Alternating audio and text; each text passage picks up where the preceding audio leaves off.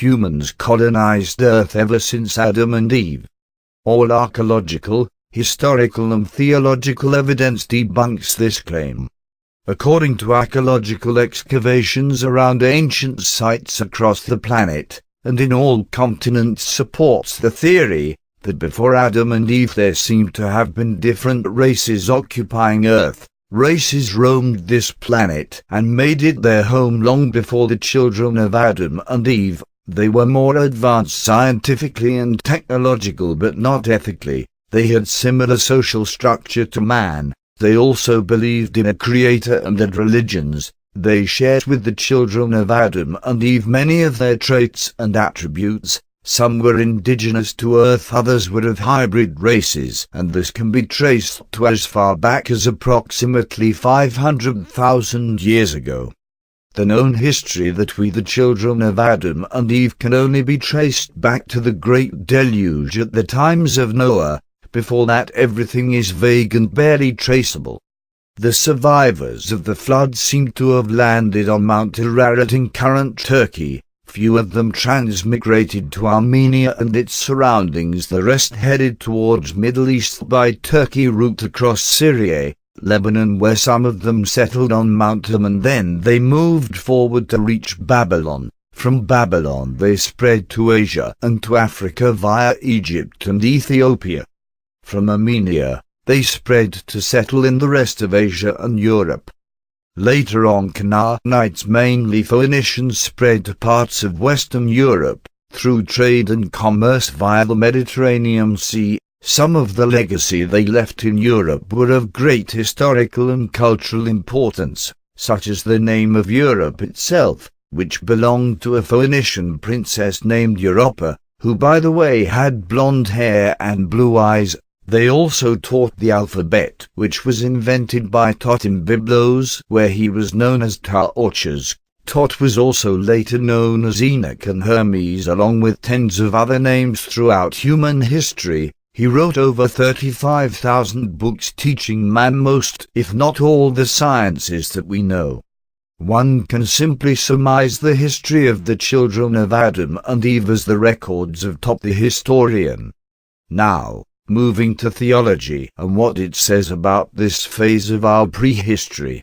There seems to be an ample reference supporting the assumption of the existence of other colonies dwelling on Earth predating our Adam and Eve existence. Evidence even indicates to a phase of history where such beings were even worshipped by humans and were regarded as gods or demigods, some depicted with wings, others being giant. Sure is few of the quotes from Quran that may indicate to such claim, and be a revelation to what was the history of Earth prior to Adam and Eve. The following is mentioned in Quran, Surat al-Baqarah, verse 30-33, and when thy Lord said unto the angels, Lo, I am about to place a viceroy in the earth, they said, Wilt thou place therein one who will do harm therein and will shed blood, while we hymn thy praise and sanctify thee? He said, Surely I know that which ye know not. And he taught Adam all the names, then showed them to the angels, saying, Inform me of the names of these, if ye are truthful. They said, Be glorified. We have no knowledge saving that which thou hast taught us. Lo, thou, only thou, art the knower, the wise. He said, O Adam, inform them of their names. And when he had informed them of their names, he said, Did I not tell you that I know the secret of the heavens and the earth? And I know that which ye disclose and which ye hide. These verses raised a very justifiable question with its content substantiality in it. God was addressing a group of angels whom I believe some of them became what is presently known as the fallen ones.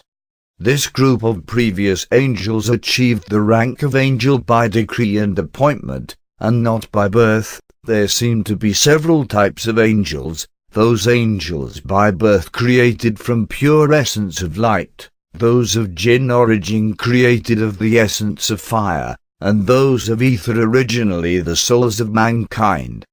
The angels who questioned the wisdom of creating Adam were of jinn origin, Otherwise they would not have had it in their nature to question God's wisdom. They reasoned that man will do harm and shed blood, which I believe many of them who became the fallen ones, later played a major role in ushering man towards fulfilling their previous concluded or predicted reasoning, to fulfill their own prophecy, to prove to the Creator the unworthiness of man inheriting earth. I am left with only one conclusion to explain their extreme zealous towards mankind, and that is they seem to have been the previous occupants of earth, and they based their refusal to man's creation upon their conclusion that man will replace them on earth, man to be made a viceroy, and that in fact is just what happened, only with one minor detail which they could not foresee. That is, they still had their planet, but in a parallel dimensional world coexisting within our own, and with an advantage that they can see us while we cannot. I continue with my quotes from Quran with the below verse from Surat al-Rum verse 9 to support my claim. Have they not travelled in the land and seen the nature of the consequence for those who were before them? They were stronger than these in power, and they dug the earth and built upon it more than these have built. Messengers of their own came unto them with clear proofs of Allah's sovereignty. Surely Allah wronged them not, but they did wrong themselves. Clearly, we can establish from the above verse that there were earlier dwellers on earth long before us, and as we will notice in the following verse 12, again I must apologize for the poor and inaccurate English interpretation found on the web, and in the due time they will have no intercessors from their partners and co-participants whom they later denounced. And in the day when the hour riseth the unrighteous will despair. In verse 26 of the same surat, just a reference for us to consider that the Creator makes it clear that He is worshipped by all whosoever dwells in the heavens and on earth, and they are all obedient to Him. Unto Him belongeth whosoever is in the heavens and the earth. All are obedient unto Him. So it is fair to conclude that there is a mutual dogma shared by all beings, terrestrial or extraterrestrial, interdimensional or multidimensional, that there is a Creator to all things, and that all things are subjected to His laws and destined to His judgment. I would like to conclude this article by saying that religion is much more than the ritual worship that we commonly practice. The act of worship is much more complicated than what we are led to assume. My definition of worship is that it is of three natures: the physical worship that we are all familiar with and practiced by the majority of us. Then there is the mental worship, which most of us practice without recognition, and there is the spiritual worship, which only the very few of us achieve during this life cycle.